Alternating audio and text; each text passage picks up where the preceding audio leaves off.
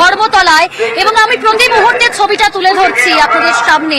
শুধু এই জায়গার ছবি তুলে ধরছি না, এই ধর্মতলার বিভিন্ন প্রান্তের ছবি তুলে ধরছি। একই সঙ্গে মঞ্চের পাশাপাশি ছবি যেমন তুলে ধরছি, বিভিন্ন জায়গার ছবি, বিভিন্ন Howrah railway station, Howrah overbridge, এবং শুধু তাই নয় শিয়ালদহ স্টেশন, বিভিন্ন জেলার ছবি তুলে ধরছি। তবে ইতিমধ্যে আপনাদের জানিয়ে রাখবো, অভিষেক বন্দ্যোপাধ্যায় তৃণমূল কংগ্রেসের সর্বভারতীয় সাধারণ সম্পাদক, তিনি সোশ্যাল মিডিয়ায় পোস্ট করেছেন আজকের এই 21শে জুলাই, এবং এই 21শে জুলাই কিন্তু অন্যতম তাৎপর্যপূর্ণ একটি দিন। তা তিনি ফেসবুকে ইতিমধ্যেই পোস্ট করেছেন কর্মী সমর্থকদের উদ্দেশ্যে। জানার চেষ্টা করব, সোমরাজ রয়েছে আমাদের সঙ্গে, আমি যাব সোমরাজের কাছে। সোমরাজ, অভিষেক বন্দ্যোপাধ্যায় তিনি সোশ্যাল মিডিয়ায় পোস্ট করলেন, কি লিখলেন তিনি?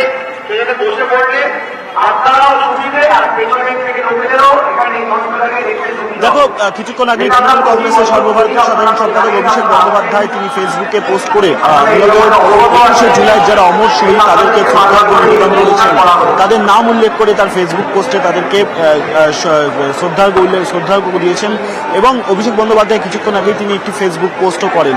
সেই ফেসবুক পোস্টে 21শে জুলাই 1993 সালে যারা নিহত হয়েছিলেন বামফ্রন্টের সরকারের দ্বারা, তাদেরকে তিনি শ্রদ্ধার্ঘ্য জানান এবং তাদের নামও উল্লেখ করে এই ফেসবুক পোস্ট করেন তৃণমূল কংগ্রেসের সর্বভারতীয় সাধারণ সম্পাদক।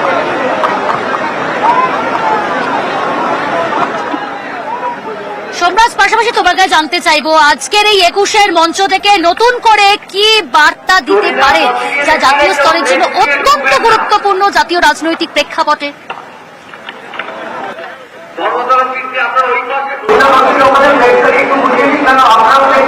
হ্যাঁ দেখো, 21শে জুলাই মঞ্চ থেকে অবশ্যই মমতা বন্দ্যোপাধ্যায় আজকে যেমন তার সাংগঠনিক বেশ কিছু গুরুত্বপূর্ণ বার্তা রাখবেন, তেমনি জাতীয় রাজনীতির প্রেক্ষাপটেও বেশ কিছু গুরুত্বপূর্ণ বার্তা রাখবেন।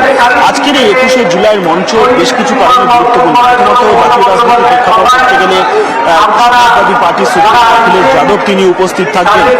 ফলত সমাজবাদী পার্টির সুপ্রিমো অখিলেশ যাদবের উপস্থিতিতে মোদী বিরোধী সুরকে আলোচনা এবং মমতা বন্দ্যোপাধ্যায় তাতে কোনো সংজ্ঞা নেই।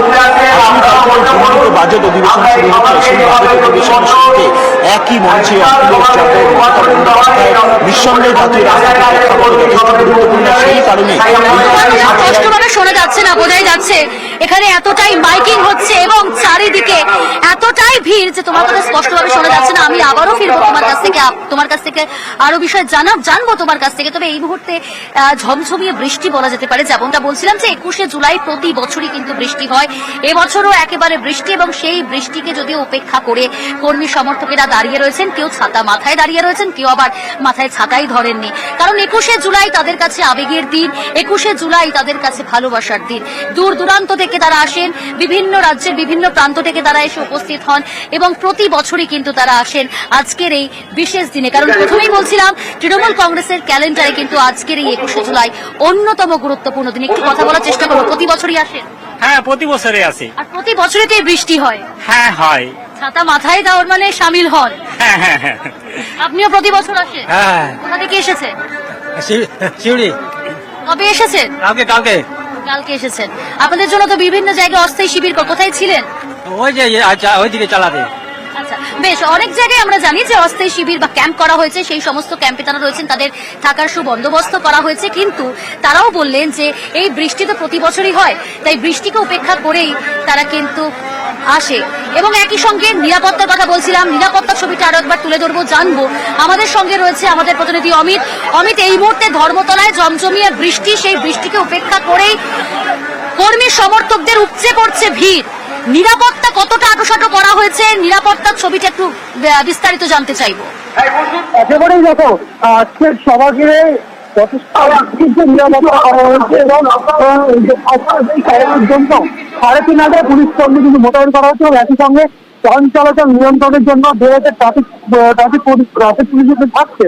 অন্যদিকে যে মূল যে মঞ্চ, 3টি দলে ভাগ করা হয়েছে কলকাতা পুলিশের তরফে। যে মূল যে মঞ্চ, সেই মঞ্চে আশেপাশে যে আমার সমিতি বহুতল চিহ্নিত করা হয়েছে, যার ওপরে পুলিশ মোতায়েন করা হয়েছে এবং ওপর থেকে নজরদারি চালানো হচ্ছে পুলিশের তরফে। সেক্ষেত্রে দূরবীনের সহযোগিতা বা দূরবীনের সাহায্য নিয়ে নিচে নজর রাখা হচ্ছে পুলিশের তরফে। অন্যদিকে পুরো বিষয়টা ভিডিওগ্রাফি করা হচ্ছে, নিরাপত্তার বিষয়টি ভিডিওগ্রাফি করে রাখা হচ্ছে।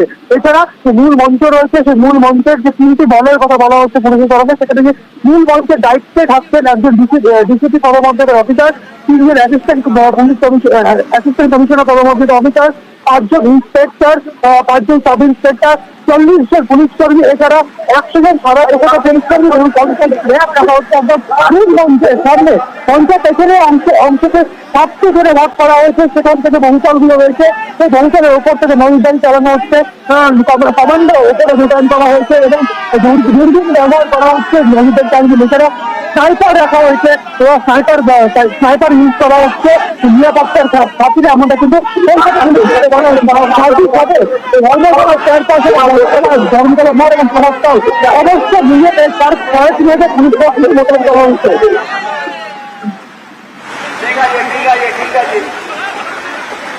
একেবারেই অমিত, তুমি নিরাপত্তা ছবিটি যখন তুলে ধরলে এবং বিভিন্ন জায়গায় নিরাপত্তা আঁটোসাঁটো করা হয়েছে, মূল মঞ্চ থেকে শুরু করে ধর্মতলা গোটা চত্বর কিন্তু নিরাপত্তার চাদরে মুড়ে ফেলা হয়েছে বলা যেতে পারে।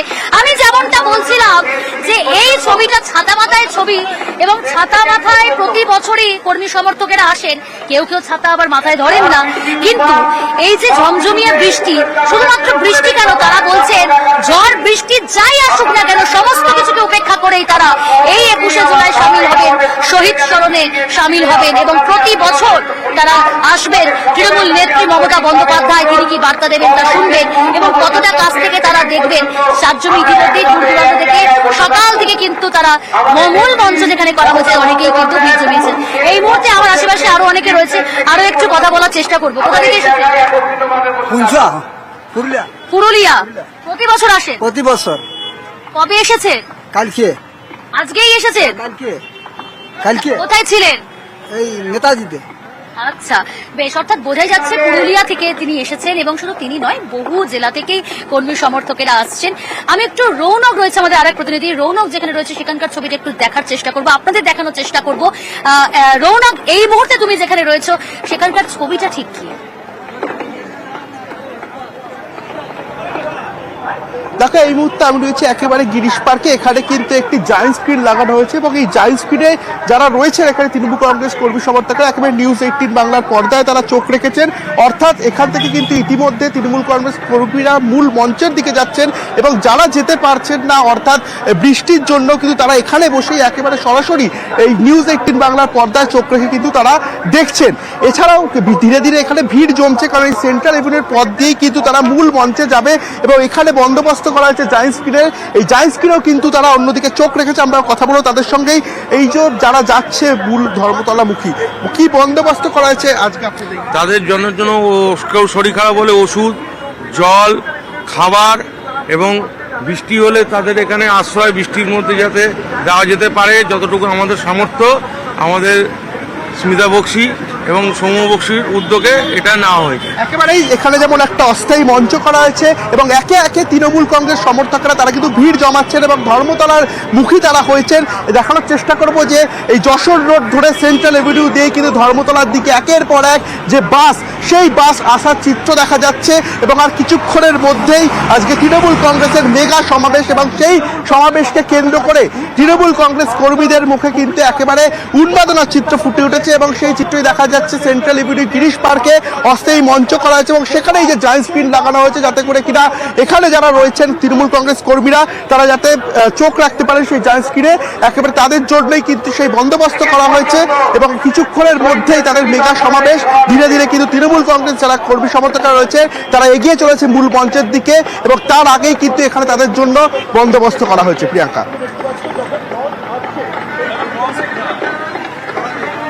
একেবারে রৌনক, তুমি গিরিশ পার্ক সেখানকার ছবিটা তুলে ধরলে আমাদের সামনে এবং সেখান থেকে ইতিমধ্যে মিছিল আসতে শুরু করেছে, হয়তো আর কিছুক্ষণের মধ্যেই পৌঁছে যাবে ধর্মতলায়। কিন্তু যারা আসতে পারেননি তাদের জন্য জায়ান্ট স্ক্রিনের ব্যবস্থা করা হয়েছে। শুধুমাত্র গিরিশ পার্ক সেন্ট্রাল এভিনিউ একদমই নয়, বিভিন্ন জায়গায় কিন্তু জায়ান্ট স্ক্রিনের ব্যবস্থা করা হয়েছে এবং সেখানে যারা উপস্থিত থাকতে পারছেন না ধর্মতলায় তাদের জন্য সেখানে বসেই একেবারে সরাসরি তৃণমূল সুপ্রিমো কি বার্তা দেবেন তা তারা নিজেরাই চাক্ষুষ করতে পারবেন এবং সেই বার্তা তারা শুনতে পারবেন। সমস্ত জায়গার ছবি তুলে ধরছি, এই মুহূর্তে ধর্মতলার ছবিটাও আমি আপনাদের সামনে তুলে ধরছি। এবং একই সঙ্গে বিভিন্ন রেলওয়ে স্টেশন সেখানেও কিন্তু এখনো পর্যন্ত তৃণমূলের কর্মী সমর্থকেরা আসছেন। হাওড়া স্টেশনের ছবি দেখিয়েছি, শিয়ালদা স্টেশন, সেখান থেকে আমাদের সঙ্গে রয়েছে আমাদের আরেক প্রতিনিধি সান্নিক। সান্নিক, তুমি শিয়ালদা স্টেশনে রয়েছো, এখনো পর্যন্ত কর্মী সমর্থকেরা আসছেন, আর তো কিছুক্ষণের অপেক্ষা। সান্নিক, তারা কি পৌঁছতে পারবেন এই ধর্মতলায়, নাকি ধর্মতলা মুখী হওয়াটাই তাদের কাছে লক্ষ্য, তৃণমূল নেত্রীর বার্তাটা শোনাটাই লক্ষ্য, সেটা দূর থেকেই হোক আর কাছ থেকে দেখাই হোক?